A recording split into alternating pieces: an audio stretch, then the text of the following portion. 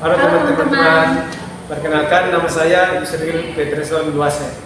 Dan nama saya Agnes Holinda Yolandala. Nah, di sini kami akan memaparkan materi tentang konsep dasar bimbingan konseling belajar. Baik, semoga video yang kami sampaikan bisa bermanfaat bagi kalian. Kesempatan ini kami akan membahas materi tentang konsep dasar bimbingan konseling belajar.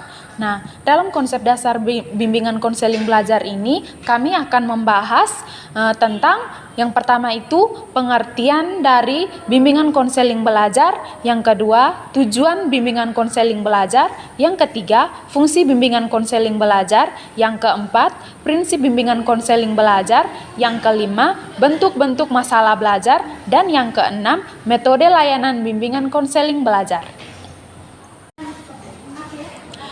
Yang pertama itu pengertian dari bimbingan konseling belajar. Nah, bimbingan konseling belajar adalah salah satu proses menumbuhkan kemampuan yang dimiliki oleh siswa agar siswa dapat mengatasi kesulitan belajar yang dihadapinya agar bisa mencapai hasil belajar yang optimal. Menurut Yusuf, pengertian bimbingan dan konseling adalah suatu proses bantuan untuk memfasilitasi siswa yang mengembangkan pemahaman serta keterampilan dalam belajar atau akademik. Tujuan umum dari bimbingan konseling belajar ialah membantu para siswa bimbingan dan konseling yang notabene-nya adalah seorang calon guru bimbingan konseling agar dapat membantu peserta didiknya kelak memiliki perkembangan belajar atau akademik yang lebih baik, yang meliputi mampu mengatasi kesulitan belajar, masalah belajar, serta memiliki motivasi belajar dan mengembangkan keterampilan-keterampilan yang mendukung pencapaian akademik yang optimal.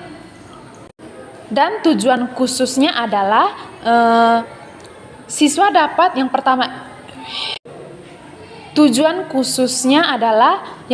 itu siswa dapat mengenal dan mengaktualisasikan potensi diri. Yang kedua, siswa dapat mengembangkan keterampilan belajar. Yang ketiga, siswa mampu memecahkan masalah kesulitan belajar. Yang keempat, siswa mampu menciptakan suasana belajar yang kondusif. Dan yang kelima, siswa juga mampu memahami lingkungan pendidikannya yang lebih luas.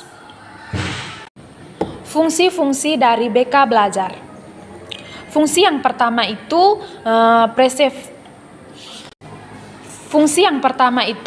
preservatif, yaitu di mana membina suasana yang baik dan terus diusahakan. Yang kedua, preventif, di mana mencegah sebelum terjadinya masalah. Yang ketiga, kuratif, mengusahakan penyembuhan dalam mengatasi penyembuhan. Yang keempat, rehabilitasi, mengadakan tindak lanjut serta diadakan treatment. Yang kelima, advokasi, membantu siswa dapat mendapatkan pembelajaran atas hak dan kepentingan. Baik, penjelasan selanjutnya akan dilanjutkan oleh teman saya Yusril Peterson Luase.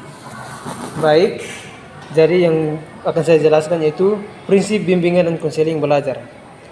Dalam prinsip bimbingan konseling belajar yang harus dipahami oleh para guru dan konselor menurut Gagne, beberapa prinsip yang dimaksud adalah keterdekaan, pengulangan, dan penguatan. Baik, untuk yang pertama prinsip kedekatan. Prinsip kedekatan menyatakan bahwa situasi stimulus yang hendak direspon oleh pembelajar harus disampaikan sedekat mungkin waktu dengan respon yang diinginkan. Dan yang kedua, prinsip pengulangan menyatakan bahwa situasi stimulus dan responnya perlu diulang-ulang atau dipraktikkan agar belajar dapat diperbaiki dan meningkatkan retensi belajar.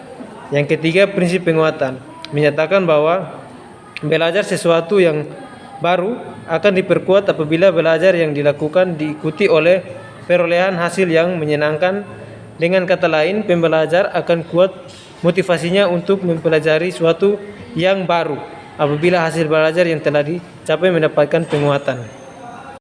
Baik, selanjutnya saya akan menjelaskan bentuk-bentuk masalah belajar. Baik, masalah belajar yang pertama itu kurangnya peminatan pembelajaran. Yang kedua, prestasi belajar yang dimiliki siswa menurun. Yang ketiga, perilaku membolos. Yang keempat, suka dalam menyesuaikan diri. Dan kelima, melanggar aturan tata tertib. Serta yang keenam, prestasi belajar yang menurun. Baik, selanjutnya yang keenam, metode layanan bimbingan belajar. Ada dua metode bimbingan belajar. Yang pertama itu bimbingan kelompok dan layanan bimbingan individual. Nah, layanan bimbingan kelompok yang dimana dapat membantu siswa merencanakan masalah, memecahkan masalah, sehingga bisa bersifat kelompok, yaitu dirasakan bersama oleh anggota-anggota kelompok. Dan yang B, layanan bimbingan individual. Melalui metode ini, upaya pemberian bantuan diberikan secara individual dan langsung dengan tatap muka. Dalam kegiatan konseling ini, konselor dituntut untuk mampu bersikap penuh empati kepada konseli. Baik, demikian video pembelajaran yang kami sampaikan.